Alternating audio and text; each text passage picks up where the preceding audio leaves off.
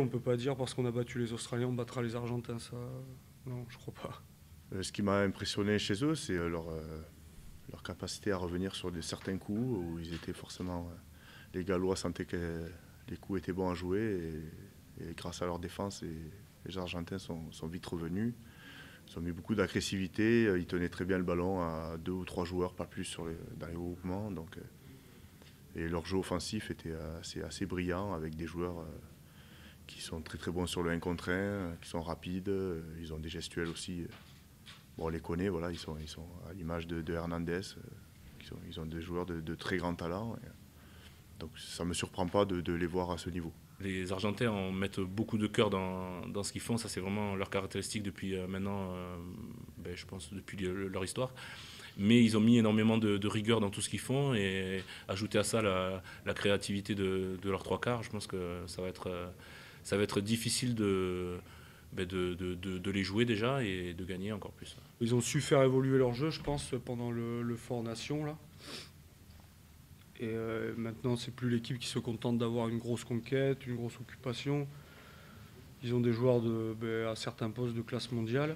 Et du coup, maintenant, ils peuvent se permettre d'envoyer des temps de jeu, de développer un gros volume de jeu. Donc, ça sera une équipe très difficile à manœuvrer.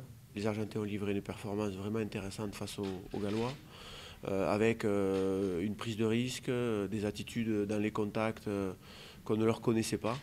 On sent vraiment qu'il y a eu du progrès dans leur système offensif, aussi dans leur qualité dans les 1 contre 1. On voit tout simplement que leur dimension athlétique a évolué et c'est normal. Ils se sont préparés comme pour une Coupe du Monde.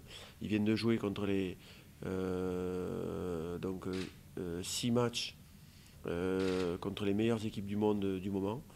Donc forcément, cette équipe d'Argentine arrive avec des arguments nouveaux.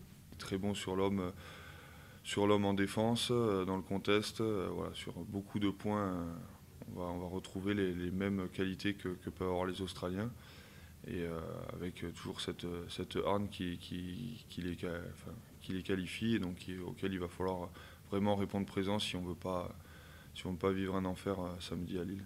Actuellement, ils sont meilleurs que l'Australie. Ensuite, voilà, c'est chaque match a son histoire. Ils ont moins bien figuré qu'eux pendant le Quatre Nations. Mais voilà, je vois très peu d'équipes à l'heure actuelle capables d'aller au Pays de Galles et de leur mettre 30 points comme ça, fait de manière totalement maîtrisée, sans qu'il y ait rien à dire. Ça n'a pas été marqué sur 2 interceptions ou 3 ballons tombés de la part des Gallois. Non, c'est vraiment des essais construits, une victoire vraiment qui ne souffre d'aucune contestation. Sachant aussi le différentiel qu'il y a dans les confrontations entre la France et l'Argentine, ils partent favoris, quoi. Donc, mais l'Australie partait favori aussi. Mais on a eu vraiment cette volonté de changer la donne. J'espère qu'on aura la même volonté samedi. Les Argentins sont différents, avec des morphologies peut-être un peu moins imposantes, mais des piliers rompus au top 14, qui connaissent très bien nos gars et qui auront une idée précise des forces en présence. On sait aussi que les joueurs argentins sont d'ores et déjà bien habitués aux 3 commandements en mêlée. Forcément que ça a été un avantage concurrentiel par rapport à l'équipe d'Australie qui, elle, découvrait cette phase de commandement. Cet effet de surprise ne jouera pas avec les Argentins, donc il faut s'attendre à un rapport de force assez équilibré.